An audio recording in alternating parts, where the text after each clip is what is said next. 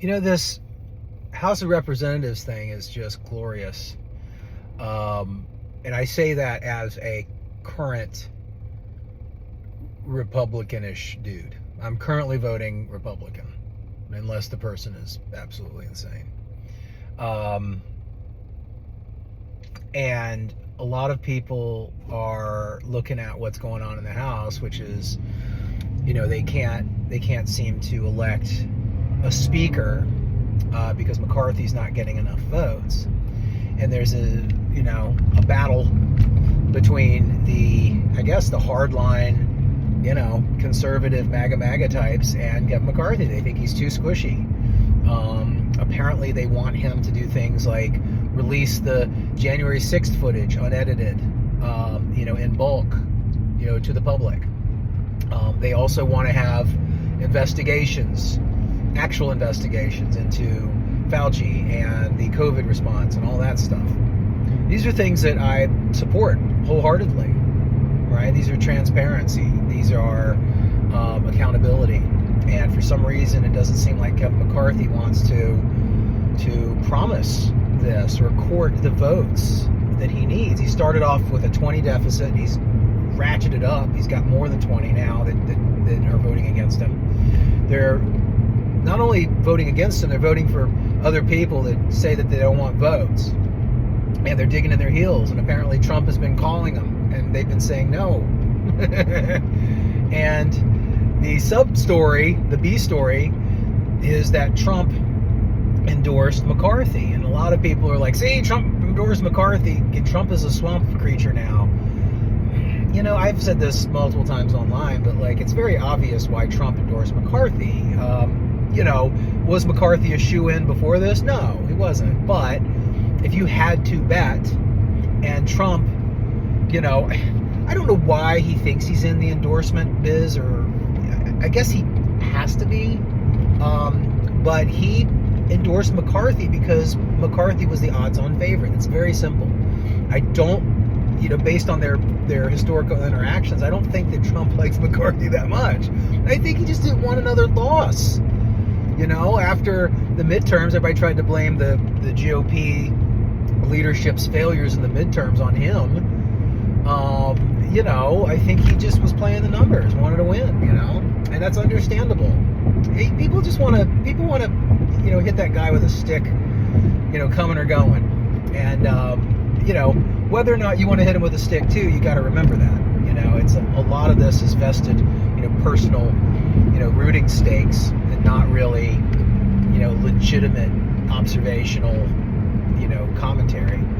But first of all, the fact that they're on vote for, they haven't done anything, and it's messy, doesn't bother me at all. I'm sorry, but where have we come up with this idea that our institutions must be the real life version of the West Wing on TV? I think a lot of people, especially Republicans, weirdly, have this very romantic idea of how government works, and it just doesn't work that way. It wasn't designed to work that way. Our government was designed to be messy and ineffective. It was. And anybody that knows the Constitution a little bit and understands how it was made a little bit gets that the founders pitted the branches together. The founders wanted gridlock. It should not be so easy for these people to spend $1.7 trillion, right? It should not be so easy for them to form their little in club and completely bleed the country dry. And what's happening now, with the Republicans disagreeing over that, it's only embarrassing or cringy or whatever if you're on the other side, or if you buy into that narrative. I do this all the time, and it's so easy. I don't know why more people don't do it, but shoe on the other foot. And it was shoe on the other foot, 4 years ago, 6 years ago. We've seen this. They actually had a really big problem with Nancy Pelosi, right? The squad, tried to, raise their backs up against Nancy Pelosi's speaker nomination a few years ago. And, was that cringy? Was that, such a big deal? I guess. I mean, maybe, maybe the Republicans were like, ha. I imagine they were. But at the very same time, the Democrats are like, whatever. We don't care. This is our process. This is us. This is our party's process. It's. I think I even remember them talking about it. Nancy Pelosi had to come out and make nicey nice, and then they had to sort of the people that were trying to buck her, had to come out and mea culpa or whatever. But like, I just don't remember it being as big of a deal, as a national embarrassment. But when the Republicans do it, the Democrats drive the narrative, the press picks up the narrative, and what's worse is that the GOP themselves, the Republicans, are so like pussy whipped or pistol whipped. They're not pussy whipped, they're pistol whipped.